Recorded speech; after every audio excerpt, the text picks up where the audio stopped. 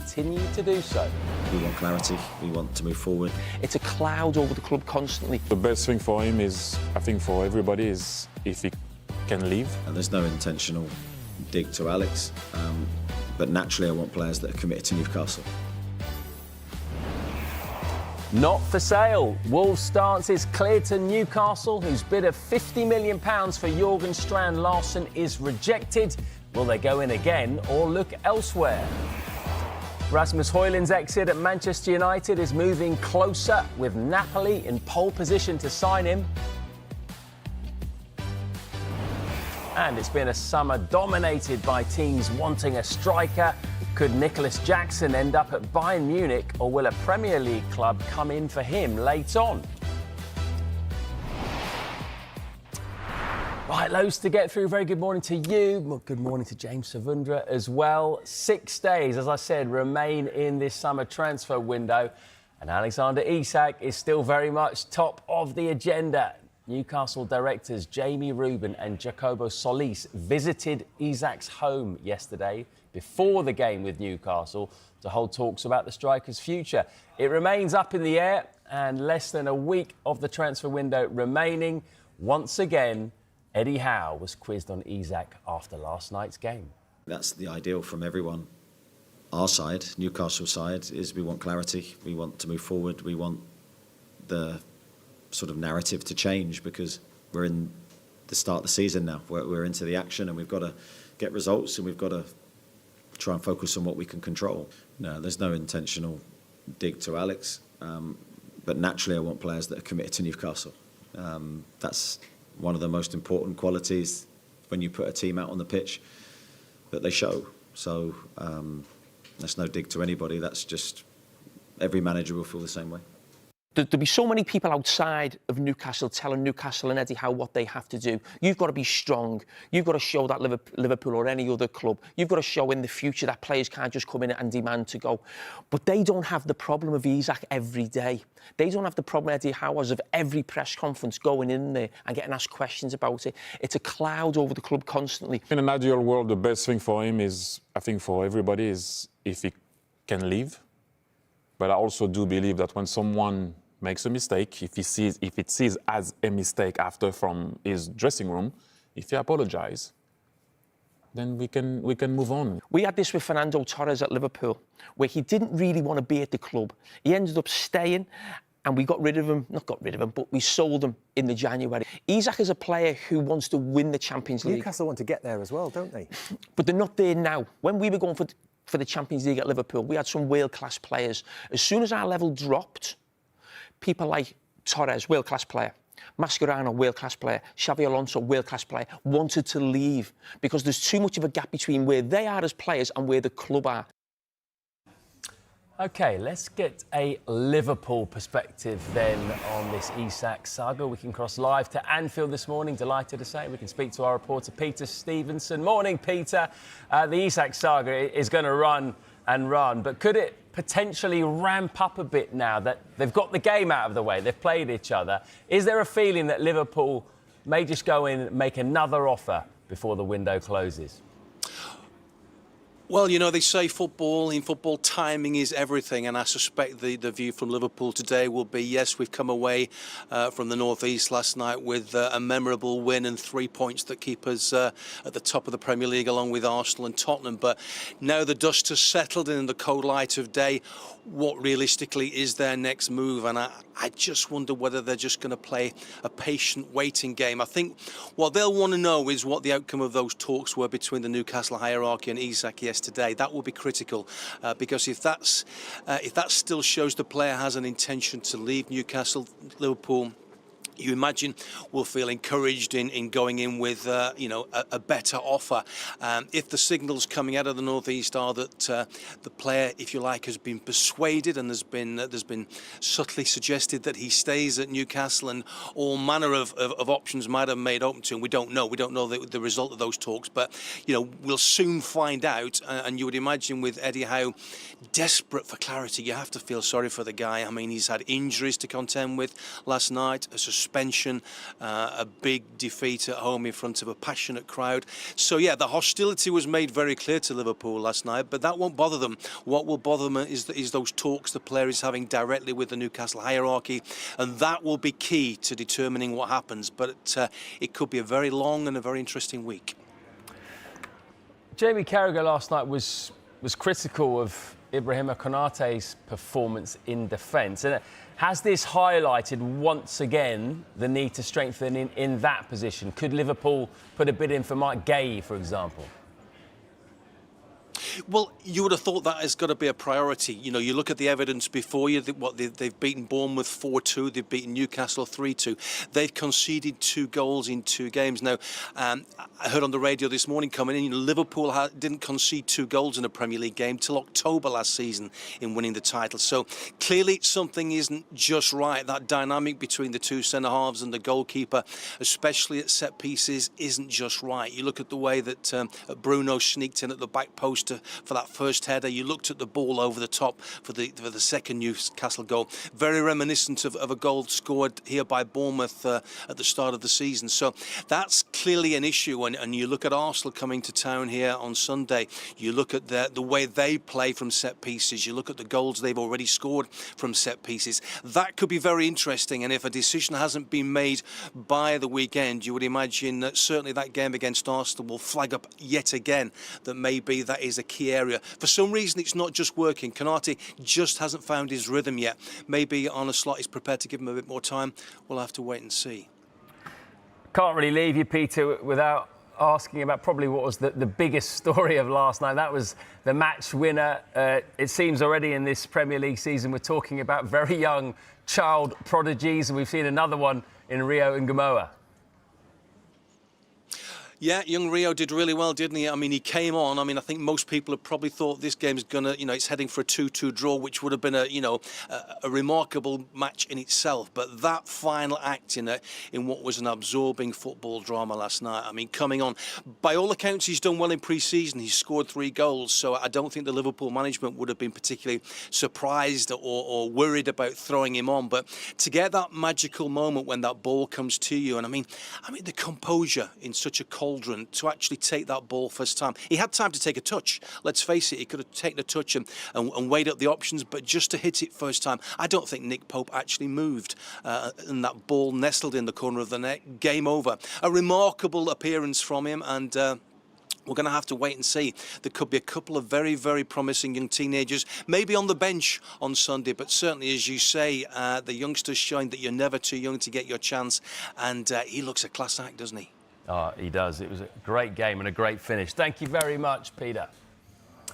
Right, Jeff Hendrick will be joining us, formerly of Newcastle and Burnley, of course. Interesting to get his take on the Isak situation, but you're holding the show, mate, up until that point. Now that Newcastle and Liverpool have played each other, was it always unlikely that anything was going to happen before that point? Do we expect things, if anything's to happen, it's going to happen now in the next couple of days? You would think so, though. The fact that Alexander Isak has been training on his own for such a long period of time, even if he moved to Liverpool over the course of the last few days, he probably wouldn't have featured. But we will get some form of clarity, definitely, over the course of the next few days, because we have the transfer deadline in 6 days' time. Newcastle's stance remains the same, though, that Alexander Isak is not for sale, and they value him at £150 million. However, at the same time, Liverpool are still looking to sign an attacking player before the transfer deadline. They still feel like they're one short on where they were last season. And at the same time as that, Newcastle are actively looking to sign strikers in this transfer window. Yes, they need to replace Callum Wilson, but they also may need to replace Alexander Isak. So there is a chance that things do move if Newcastle are able to line up 2 suitable strikers over the course of the next 6 days and Liverpool lodge what they deem to be an acceptable offer. It's been reported, and we can report it now ourselves, that Newcastle officials met Alexander Isak yesterday. They visited him at his home as they attempted to convince him to stay at the club. And a new contract would be part of discussions if he was to stay at Newcastle. Newcastle are already in a really good situation because Isak has 3 years left in his contract, but they may find a way to convince him to stay in the Champions League with Newcastle this season, maybe increase his options when it comes to his personal terms. I think he'd get a bumped up contract if he was to stay at Newcastle and commit his future to the club. Eddie Howe wasn't aware of those conversations taking place, but we can confirm that was the case. But I think the fact that Newcastle have struggled to line up a replacement for Callum Wilson, who departed at the end of June, just shows that it's going to be very difficult for Newcastle to get 2 replacements in for Isak and Wilson over the course of the next few days. So it does feel like a lot needs to happen if Liverpool are to get Alexander Isak. But of course, as we know, in the final few days of a transfer window, things do accelerate. There's more compromise from different parties. They try to get deals done. So I'm not saying it's not going to happen, but a lot needs to happen for this man to be wearing the red shirt of Liverpool next week. Hi, good evening. Welcome along to the Transfer Show. This time next week, the window will have closed by a matter of seconds. Oh, yes. Well, we know the final week is usually the start of a frantic rush for deals. We are here for it. Kaveh Solokol, Damesh Sheth with me to talk you through everything that is moving because of a certain Alexander Isak. Well, Eddie Howe has seen a £50 million bid for another striker rejected as Alexander Isak's future hangs in the balance. They made a £50 million bid for Wolverhampton's Jørgen Strand Larsen today, but that was rejected as Wolves say the Norwegian is not for sale. Keith Downey has more.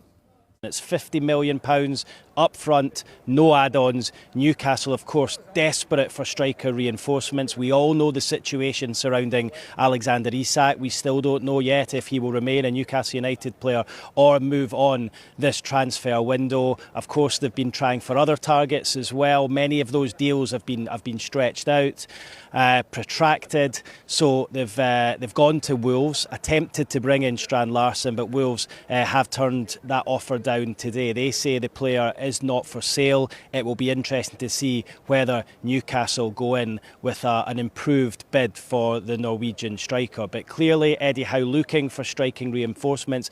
They don't want to overspend. I spoke to him just a couple of days ago in the build-up to this game. He says they don't want to overspend, but they know they need strikers in because they're playing not just in the Premier League this season, but they've got a Champions League campaign to contend with as well. Yeah, Newcastle have kept us busy throughout this window. Kaveh, Isak, what's going to happen? Well, I think the picture is going to become a lot clearer in the next 24, 48 hours because if Liverpool are going to make another move for him, then obviously they're going to do it. But even if they were to make an improved bid, that may not be enough to get him out of Newcastle because Newcastle have been very, very clear. They've got a valuation and also they need to sign at least one replacement. Probably they need to sign another 2 forwards. So I don't think necessarily just because Liverpool are going to make an offer, that means he's going to end up being a Liverpool player. But I think just watch this space. Tomorrow, Wednesday, Thursday, the picture should become a lot clearer. I think a big telltale sign was last week when Alexander Isak came out with his statement. What was particularly telling was the wording of Newcastle's response to that statement. They said that the terms and the conditions of a sale have not been met. So by simply saying that, there are terms and conditions for a sale. So they are prepared to sell Alexander Isak if a certain price is met and other conditions are met, i.e. them getting in replacements. They also said they don't expect those conditions to be met in this transfer window.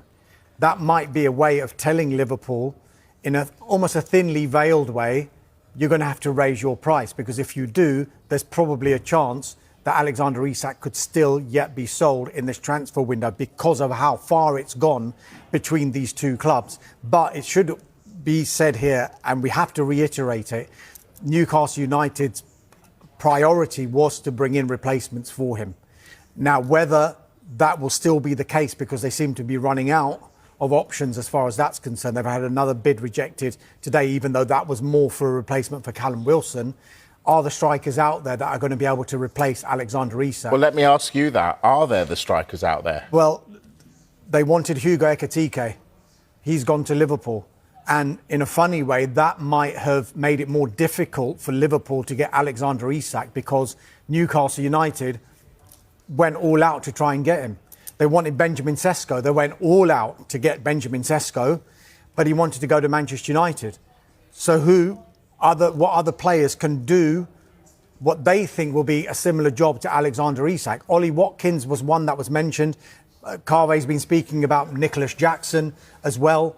It's whether the value that they get for those players this late in the window, because it's one thing them charging 130 to 150 million pounds for Alexander Isak.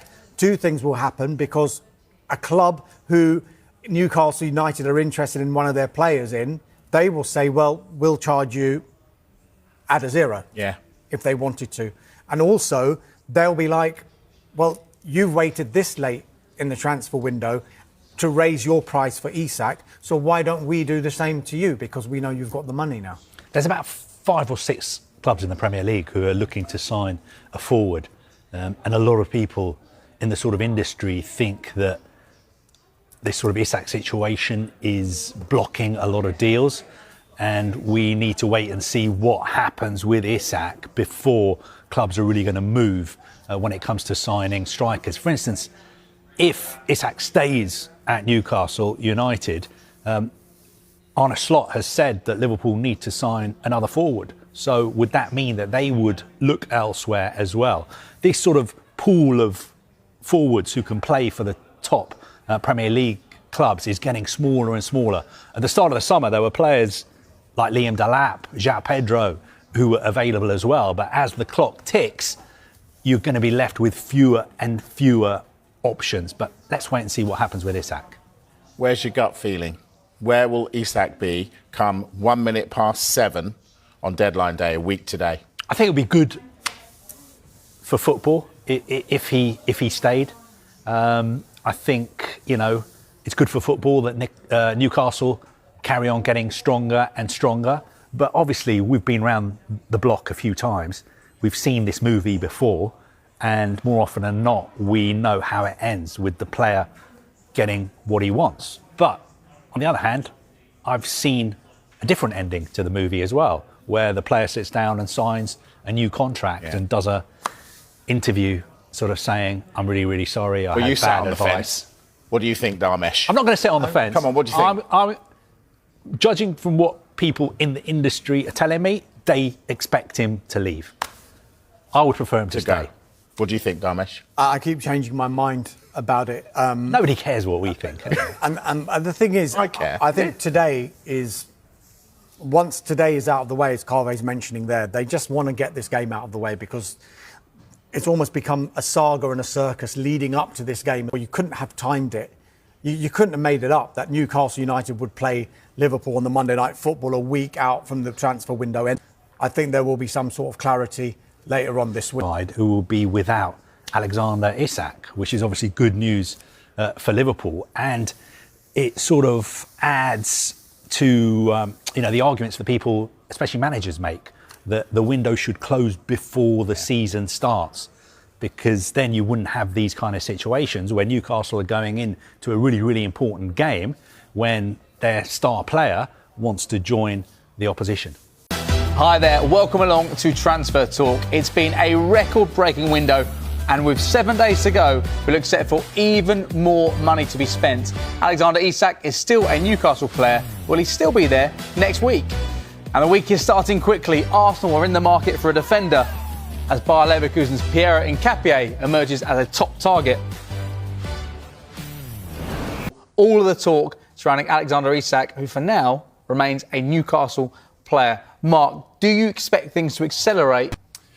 Yes, I think Newcastle will be active between now and deadline day next week. They do need to sign a striker. We know that Eddie Howe has said that they'd like to add strength and depth to that striking department. They're still trying to replace Callum Wilson, who of course is now at West Ham. And of course, Alexander Isak not involved with the first team squad as things stand. So this is absolutely an area of concern. I've said quite publicly, I think the work they've done in the window has been exceptional. But they just need that missing final piece to go in and play alongside Alexander Isak, which is what Eddie Howe would be hoping for. Or, to find replacements is almost impossible in this current market. All the big strikers have made their moves. So you're suddenly looking at other players that maybe not good enough. But I think there's going to be a huge week ahead for Eddie Howe. Crucial to get off on the right foot at home this season, because it's a hugely exciting campaign ahead with the Champions League back at St James's Park. So let's see how things develop. But I'm expecting Keith Downey to have a busy 7 days. Mark Gay and Johan Wissa. Mark, we saw Mark Gay start again for Crystal Palace. Has there been any movement on that situation? He's the captain of Crystal Palace and has been the captain there for a really successful couple of seasons there. I think it shows a lot about his attitude and his respect for the Crystal Palace fans, the fact that he is continuing to play despite the speculation about his future. We know that Liverpool like the player, and there has been, over the course of the summer, talks between Liverpool and Crystal Palace about a potential deal. But again, Palace have a valuation of their captain, their skipper, their leader, someone who is hugely important to that side in a team that is a little bit threadbare in places, and there has been a lot of departures. And of course, Liverpool will only move if they sense a market opportunity. The key thing for Gay is he wants to play week in, week out between now and the summer because there is a World Cup next year. Game time is key. Is he going to get guaranteed game time if he goes to Liverpool? Absolutely not, depending on the players that may be ahead of him. He's going to have to earn the shirt in that Liverpool 11. So that's one player to keep an eye on, and a situation that I think might go right to the wire. And it just depends on who tests Steve Parish and Mark Gay himself with a potential offer. I'll be there on deadline day, so it could be a late finish for me, though. The deadline is now 7 p.m. on Monday, so there may be a late deal sheet as well. In terms of Oliver Glasner, Kevin, we spoke earlier about him and how he's been at other clubs when it comes to maybe not being backed in the transfer window, not being given the funds. Can Crystal Palace afford to let Mark Gay go if they're to appease one of the best managers in the world right now? The issue's going to be letting him go without a replacement lined up. And if it does go right to the wire, are they going to have time to bring somebody in? This is the issue. I think he's realistic enough to know guys like Eza and Gay were going to go. The problem is he doesn't feel they've been snappy enough in bringing players in to replace them. You said they've been passive in this transfer window. Yeah, and they've got this situation now. And I understand that there was, they were unsettled by the Conference League versus Europa League. But I think he feels they could have been more active in the market. And if Gay goes, I think he'll understand that. He knows how the food chain works. But if they haven't got anybody to replace him, I imagine that will infuriate him. OK, Mark, with 1 week left to go of this transfer window, it looks like Newcastle are still yet to bring in a recognised striker. It'll probably be Anthony Gordon through the middle tonight in the Monday Night Football. How close are we getting to Johan Wissa joining the club? Or has there been no movement, despite the fact he wasn't involved again at the weekend for Brentford? Yeah, I think that there's two sort of situations at play here. There's the Johan Wissa situation with Brentford, and he's sort of expressed his frustration at not being allowed to leave. He wants to play Champions League football. At the age he is, he feels like this is a great opportunity. He wants to go to Newcastle United. However, Brentford have a valuation of the player. He has 1 year plus a club option, second year on his contract, so they still hold the cards in this regard.